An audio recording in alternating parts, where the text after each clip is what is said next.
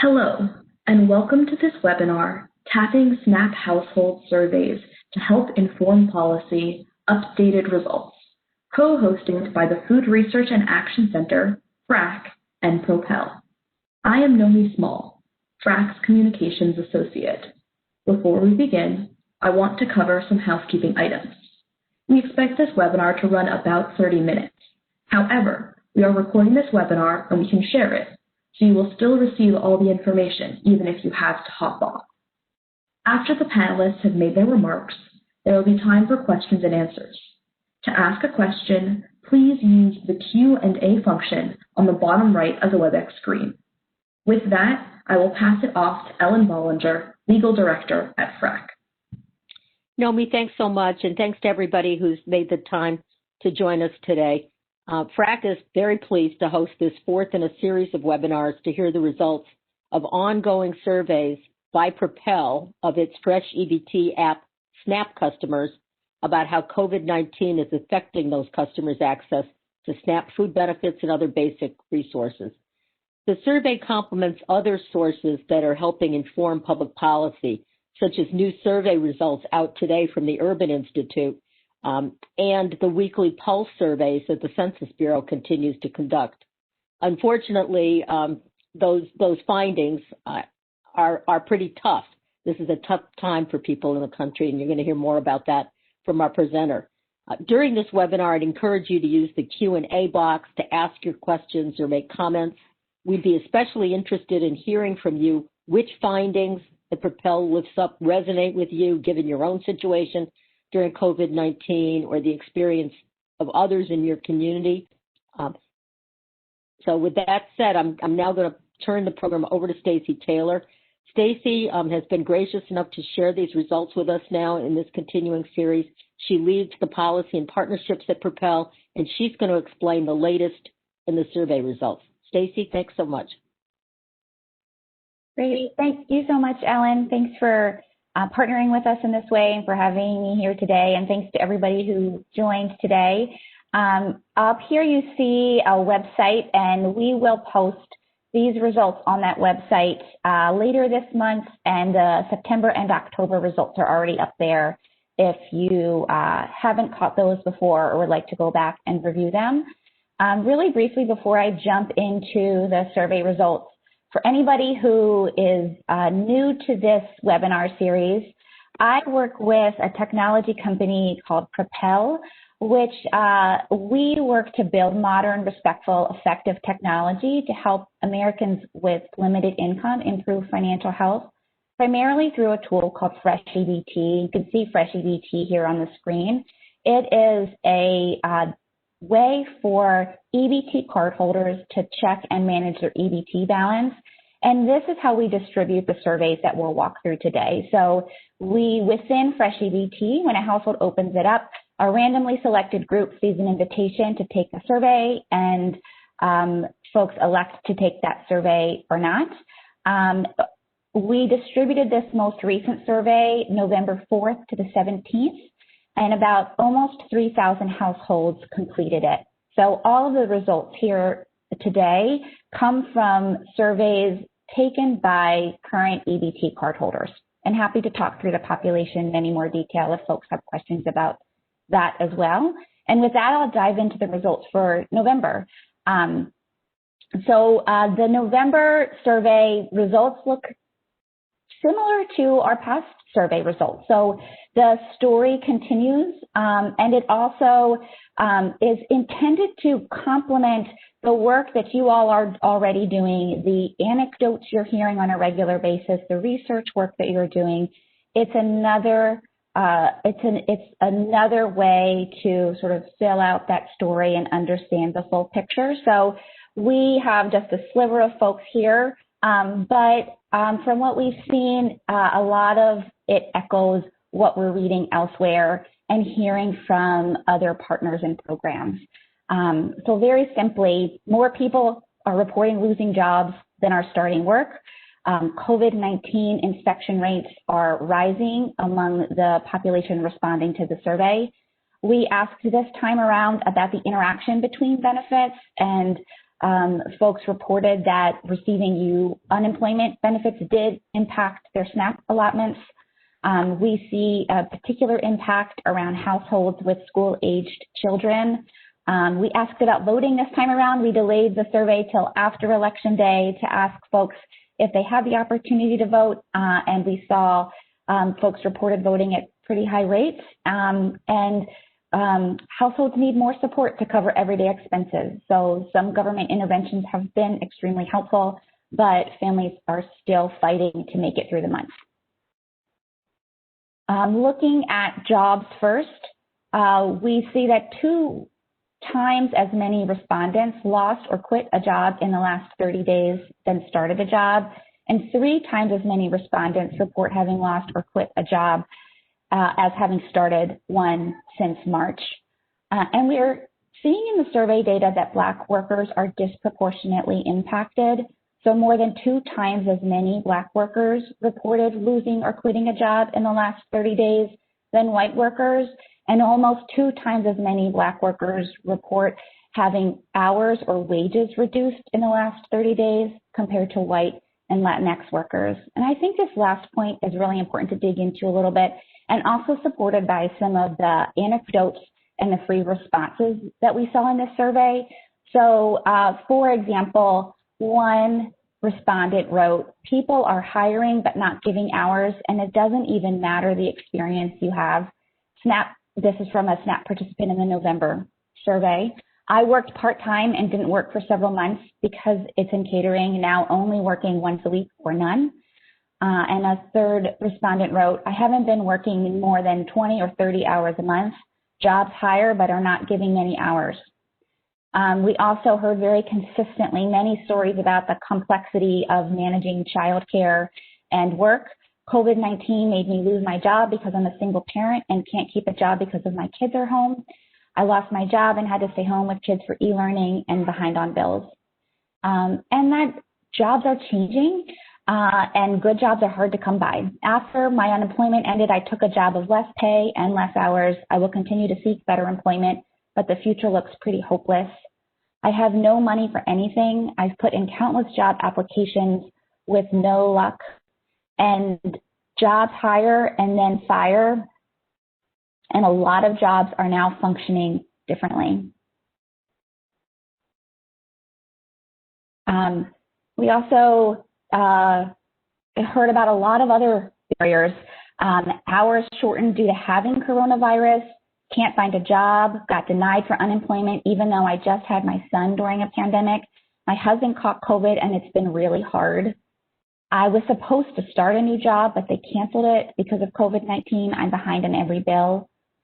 When COVID is in our place of work, we cannot get paid for the 14 days. And I've been transitioned to work at home and issues with connection problems and power outages. I keep losing hours at work. So we know the complications of balancing Zoom school and work, and now it's not just losing work at time, but losing pay as well. When we asked respondents about experience with COVID-19 directly, we're seeing, as national trends indicate, that more respondents report getting sick with COVID-19. 25% of respondents reported having had or having COVID, compared to 17% in October. And the most recent stats that I saw nationally were less than 10% and rising, but we see a significant percentage of respondents to this survey. And more also reported being unable to work in November than October, not necessarily directly attributable to COVID-19, but perhaps so. And we also are hearing more about the emotional and mental toll that the pandemic is taking on families in addition to the financial strain. So when we asked households if you could get help with one thing, we had several free responses that were along the lines of something that would help my mental state. And almost half of respondents reported experienced mental health challenges like depression or anxiety in the last 30 days. When we asked specifically about the interaction between unemployment insurance benefits and the impact on SNAP benefits, we heard several anecdotes, free responses to things like, did unemployment impact your food stamps? Yes. it reduced my SNAP allowance, or yes, and my SNAP allowance has yet to be fully restored, even when the unemployment benefits ended. About half of respondents reported who received unemployment benefits reported they experienced changes in their SNAP allotment, but we don't know how many of those respondents received SNAP and unemployment for the first time when they received unemployment for the first time, and how many had been receiving SNAP prior to then receiving unemployment. But of that population, 15% report being cut off of SNAP because of unemployment benefits, and about 30% report getting less SNAP each month because of unemployment benefits.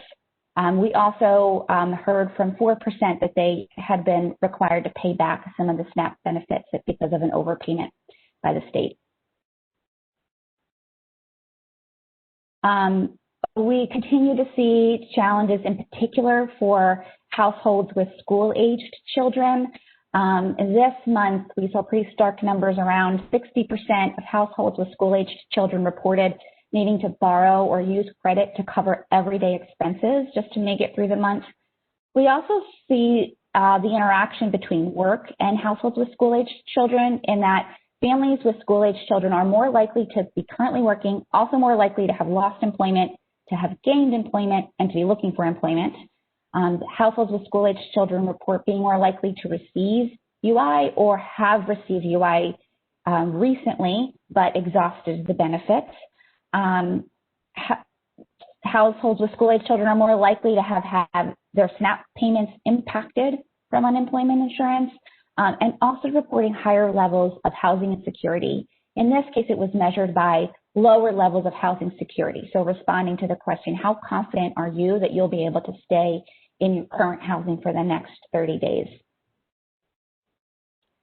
We heard from so many parents and just selected two responses to share here. One parent told us the food are going quicker than before, with children home more. The whole assumption that children have to be home 5 days for remote learning is ludicrous, especially when the single parent is fired because of daycare and childcare issues, especially when the company knows they need their jobs.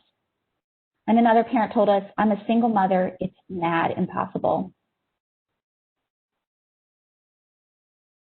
We asked again this month if government could help with one thing, and we're seeing the same responses month over month. So these trends are holding very steady with, in this order, rent, utilities, food, and about this similar breakdown between the three. The request for transportation assistance as one of the sort of top priorities has been creeping up. So about 1% more each month, it seems.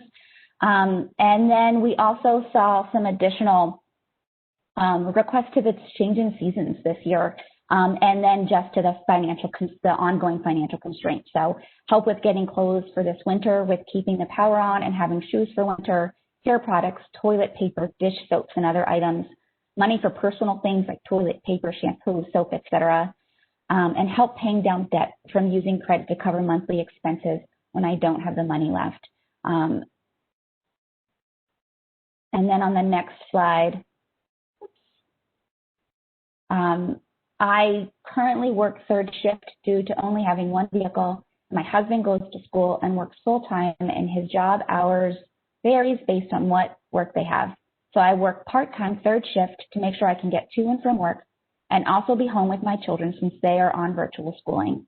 If I had help getting an extra vehicle, that would be great. That way I could manage to get my children to a sitter so I could work more hours and also have transportation to doctors and grocery shopping more often when we run out of things such as milk and other items such as that. We see the interplay and the complexity and just the build-up over time of the financial pressure. Similar to the last question, we're seeing the same trends in response to the question in the past 30 days. Have you experienced or had to do any of the following in order to make it through the month? So again, the ordering of these has been the same over the last few months. 43% report eating less, almost 40% haven't paid a bill, 33% having skipped a meal, 32% having visited a food pantry, 23% relying on family and friends, and 16% skipping a prescription medication. and similar rates around over just about 50% think that the money they have right now will not last any more than 1 to 2 days, and around 50% are running low or don't have most things that their household needs, like food and cleaning supplies. We saw that reflected in some of those earlier quotes as well, shared from respondents. A lot this time around increasing expenses, and we've heard this throughout, but it really came through in an even stronger way in the free response. Everything is more expensive. It seemed like everything costs more. Just been harder trying to buy cleaning supplies and the price of everything going up. It's harder to find a job, and the price of food has gone way up, so our food stamps don't get us enough food to last a month. Everyone should be raised a lot. And then fairly similar rates again this month when we asked households, in addition to benefits like SNAP, WIC, or PEBT, how much are you spending on food each month? And we're seeing over 50% consistently report spending $100 or more a month in addition to SNAP, WIC, and PEBT benefits. We've also been asking families, how have you been helped or helped others? This survey, we heard a bit about the impact of social media or the use of social media. So one participant told us, I've been working 50 plus hour work weeks as a single mother of a 3-year-old boy. My menstrual came early and I had nothing even remotely close to anything to use. I posted an SOS on Facebook, and a church friend's daughter asked for my address and dropped off more than I needed of supplies, milk, a magazine, some chocolate bars, and a car for my son. And Michelle from Michigan shared prior to Memorial Week, I was pulled over because of my windshield being cracked on my way home from working 13 hours, 4 days in a row, and was already late picking up my son from daycare. I freaked out at the cops and they detained me for an hour, impounded my car for $300, and had to sprint to my son in steel-toed boots. I paid this story on social media and was sent money for a new windshield and an offer to do the windshield installation. Blessings all around if you're open to them. And just a few more.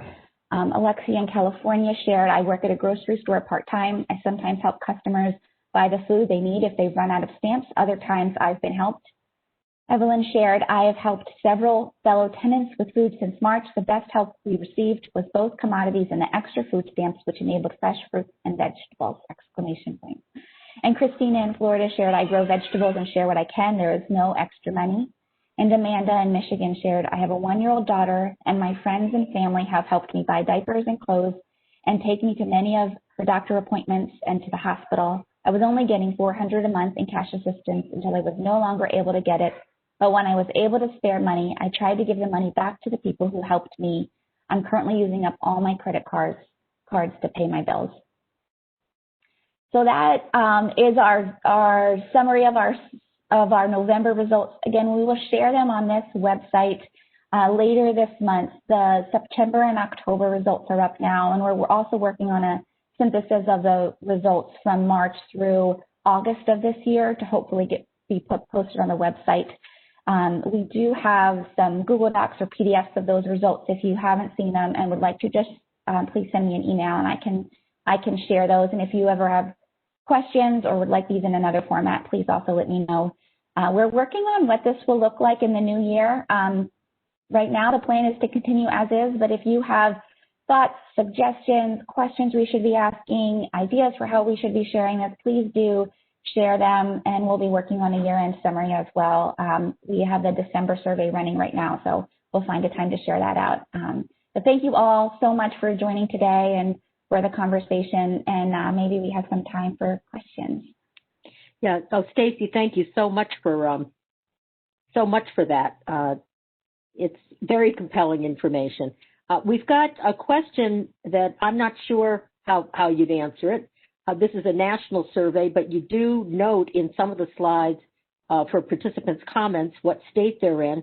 And the question was whether or not the data is available by state.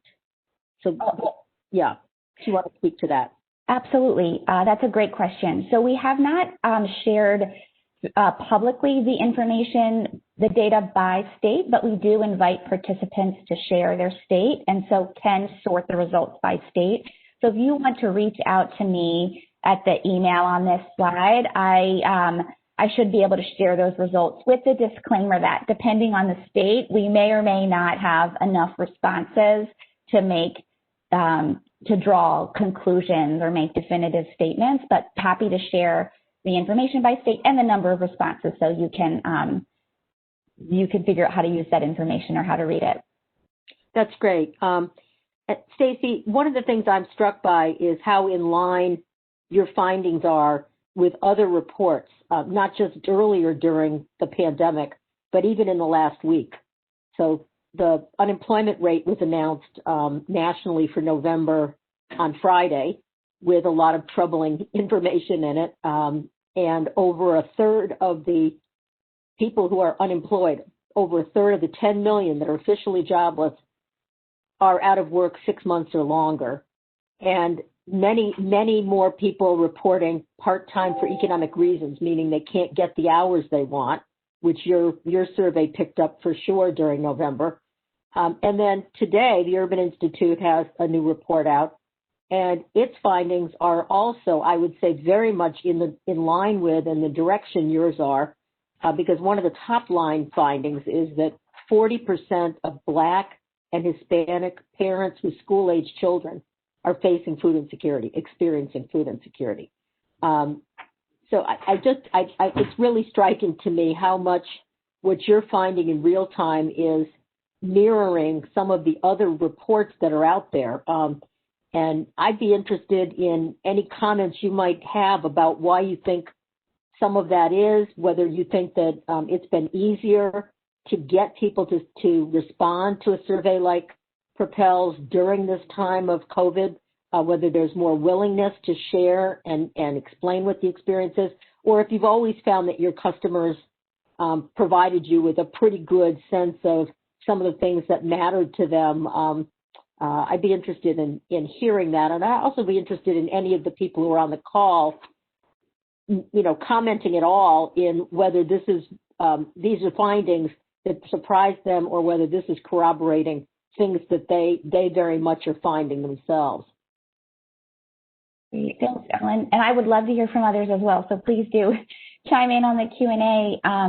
I would say in terms of our experience distributing surveys through Fresh EBT, that this is the first time that we've distributed surveys in quite this way where there's been other national data sets to sort of compare, do these quick pulse surveys in real time reflect the more sort of rigorous, academically oriented, research oriented surveys, and are the trends in line? And it seems that they are, and that I think the need is so stark, the trends are so secure. We're not talking about like little teeny nuances here, but just really steep experiences from the households completing these surveys and experiencing the burden of the pandemic, that it is just, it's coming through so clearly.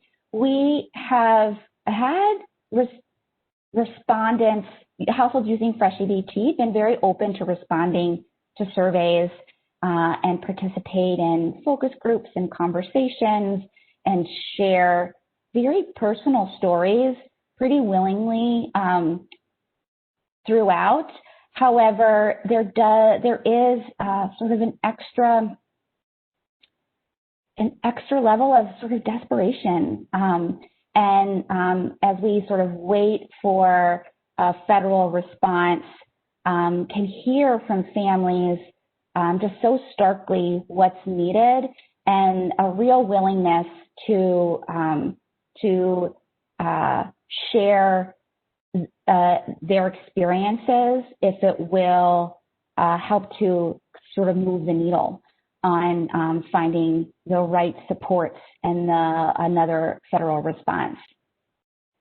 And Stacy, I wonder whether you think that maybe some of the reason why there's you're finding use of social media by this group to be something that's helping during the pandemic with their situations, whether that's because maybe this is a more tech-savvy set of SNAP customers because they're choosing to use an app, first of all, and have the phone capability to do it, or whether you just think that's a broader trend. And I know that your customer base has increased during COVID.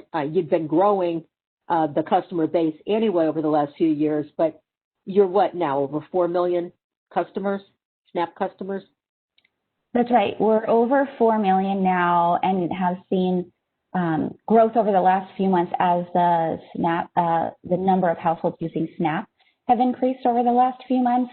There is some selection bias to who's using Fresh EBT as opposed to calling the 1-800 number or using another means to check EBT balance.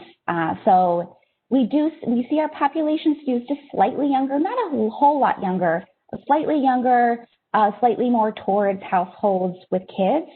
And I think that it's also just changing trends in terms of who's using social media on a regular basis, and social media being used for these types of connections, both because of just where we are in terms of how social media has permeated our culture and communities, as well as sort of a proliferation of services being offered via social media and via just through technology, in part because we don't have the same sort of in-person experiences as we did prior to the pandemic. So lots of folks are responding by providing services in a new way, and I think that's part of this trend as well.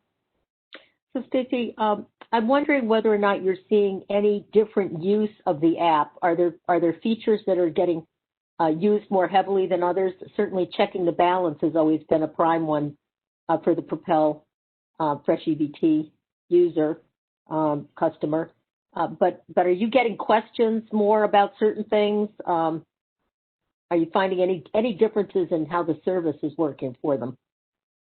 Sure, we are. So we see that not only have the number of households using Fresh EBT increased, but the number of times a household using Fresh EBT opens it up to check their balance and use the other features has increased dramatically as well. So more people are using it, and more people are using it more often.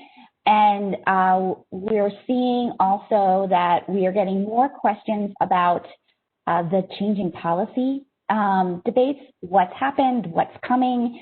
And in April or March, end of March, we put in a new section of the app that answers policy questions. We call it the Benefits Update Center, to talk about to define what is PEBT, when might you expect to receive it, what is max allotment, when might you expect to receive it, how has unemployment insurance been expanded, what does that mean, what does that mean for me, could that impact my SNAP benefits, things like that. We were getting lots of questions around things like, I'm seeing this extra deposit on my EBT card, but I don't know what that is. Can I spend it? Do I need to send it back to the state? Is it a mistake? Will it expire?